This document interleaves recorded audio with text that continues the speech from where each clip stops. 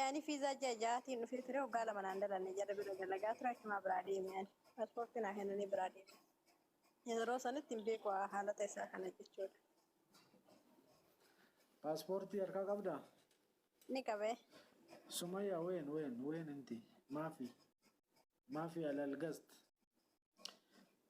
سين أقرر كان جرتو اوكي نغara keessatti na dubbisi bakkaati madde siila ala wonni paaspoortii natti ergita أوكي شيء أما سنة مركوكا ولا كم سنة بيكا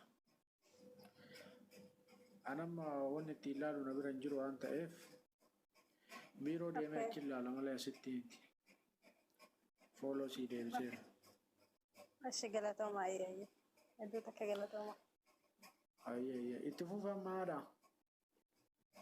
Gaafii lamaan takkan qaba sanyii. okay Ani Peter kan biyya kana dhufe ture hin jira tokko wanti hin qabu viizaa hin qabu yeroon biyyaa dhufu viizaa biyya dhufe immoo asitti viizaa hojjisiifadhee akkasuma ji'a sadiin booda kaansilii na godhan. eeshi Innaa argasii naannoo waggaa 7 ta'ee jira hanga kana viizaa malee hin dalagaa ture jechuudha. okay Amma mootu dhiifamni kun dhufe galtee deebuu hin dandeessa waan akkasii naan jedhani. Kiyya kun haala turmaatatiin rakkoo hin qabu. homaa rakkoon qabu galtee deebuu dandeetta Yaani paaspoortii immoo paaspoortii dhaqee gaafannaan duraan paaspoortiin kee hin jiru naan jedhan. Paaspoortiin kiyya biiroo jiraayyuu biiroo dhaqee gaafannaan biiroodha. Warri biiroo hin bade bakka itti banne beektu naan jedhan warri biirootillee. Innaa ambaasiillee eeshi dhaqee gaafannaan ambaasiin immoo kompiitara keessa galchanii yeroo naalaa lakkoofsa paaspoortiin qabaa hin jiru naan jedha siistama keessa. okay Amma amma yaa'ii walumaa gala paaspoortiin qabdu jechuudha akka imbaasii dhayitee waraqaa achi imbaasiin sii kennu san qabattee waraqaa taayipingi seentarii deemtee bakka irraa badde beektaa hoji'a ila'iini biiroon kiyya ila'iini kaa jalqaba duraa yeroo nuuf ila'iini hin bade.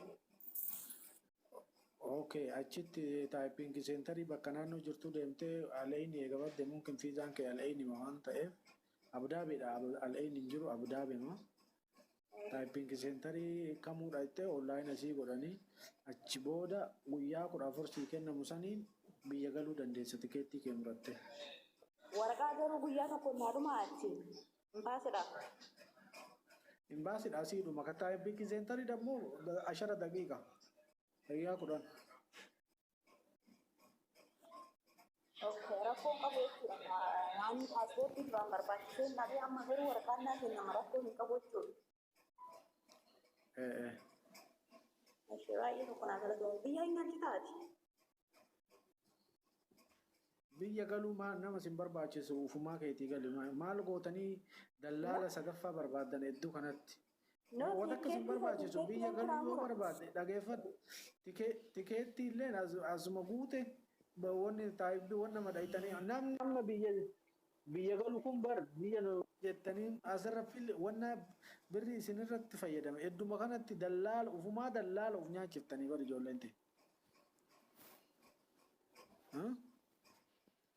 Dhiifa manaa godhi garuu waan kana dubbadhu namni hedduun natti aaraa maaliif biizinasa namaa cufaa jira. Taara maali garee waan hin beekne si gaafannee nu ibsitee miti namni aaru hin jiru. Ani amma fakkeenyaaf tikeettii dallaala xumura malee.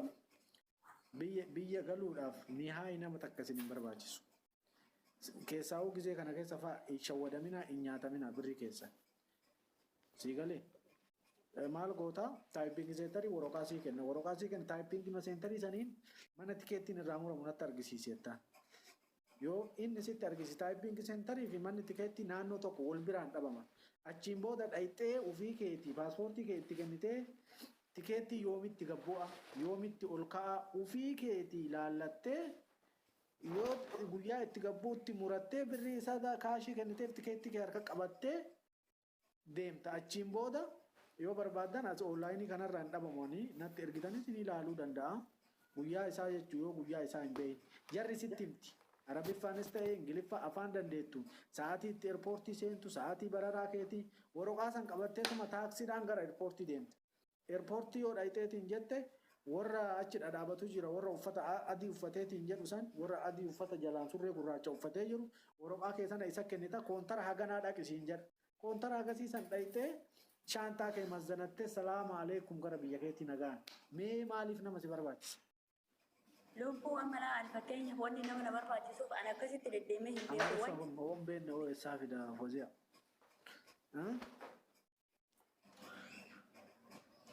Dubbadhu. Baarani amma fakkeenyaaf hin beeku akkasitti manuma dalaggaatiin ture malee keessa deemee akkasitti dubbadhee bakkeen kun bakka akkamiiti taaskiyyuu hin beeku gabba'ee qabachuudhaaf yaani kan wannan kanan beeknuuf immoo dirqama dallaala na barbaachisa jechuudha maal gochuun qabaadha osoo namni na cinaa jiraate yaani bakka akkasii deemne siin bayinaan jedha ani immoo mana dalaggaatii fi mana dalagaa malee hin beeku. Anamma gabaabaa gara keessaatiin na dubbisi warra tikeettii muruu si erga lakkoofse. Achiin booda tikeettii guyyaa yoomitti akka baratu sa'a meeqa eerpoortii akka seentu yoo barbaadde nama kaarleeftii dalagullee si erga wanni dallaala biroo wanni barbaachisu hin jiru. Dallaalli qixxan godhee si nyaata birrii keessarraa fixe. Eshi fooloo si godhe keessanan si dubbisa. Ani ka dubbataa jiru waa'ee seera biyya kanaatii fi waa'ee nama talaba deebuu barbaadanii fi waa'ee paaspoortiitii miti. Garuu ijoollee yoo na gaafatan waan beekurraa attuma himaa jira malee waa'ee paaspoortii ani keessaa hin qabu. Akkasi. Warra firii fiizaa barbaaduu fi warra talaba deebuu barbaadu. Hojiin kiyya kana.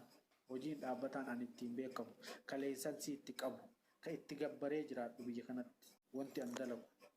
Ka kijiban taane jechaadha. Ayyeetti gist. Nagaan siif haa baay'atu. Siifis haa baay'atu akkam? Nagaa galata waaqayyo. Jirtaa? Jira galata rabbii wannoo dhabe paaspoortii amma baafatanii hojjechiifachuu hin danda'anii jedhan. Maaliif jedhan? Akkas jedhanii gallakkisan mala beeka duraanii yoo ta'e maleedha. Ani oolee irraan baafatan paaspoortiin firii viizaa hojjechiifachuudhaan hin dandeechanii jedhan maalan beeka. Eenyu gallakkise? Argeera maal godhu. Sheerna godhumee nama san. Eshi haa ta'u yaani narri fadhe beektaa bara birrii meeqa baafannee akkamitti akkana taa'adha.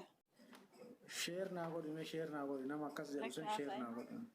Mungkin hookaa hubannoo kee ta'uu danda'a. Paaspoortii warra oonlaayinaan baafattanii warra koppii paaspoortii oonlaayinaa koppiin hin jiraame koppii isaa oonlaayinaan warra baafate sani malee paaspoortii dura ta'ee har'a ta'e paaspoortiin kee ji'a ol waggaa qabaatu malee min chiggiraallo ka duraallee yoo ta'e siistema keessa jira.